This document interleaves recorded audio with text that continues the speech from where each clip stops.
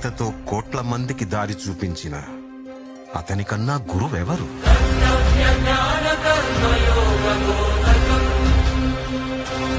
రక్షణ కోసం సముద్రం మధ్యలో ద్వారకా నగరాన్ని కట్టిన అతనికన్నా గొప్ప ఆర్కిటెక్ట్ ఎవరు?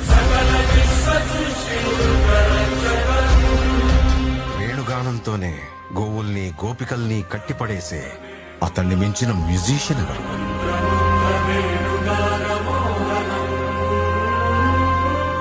ధర్మం కోసం యుద్ధం చేయమని చెప్పిన అతన్ని మించిన వీరుడెవరు?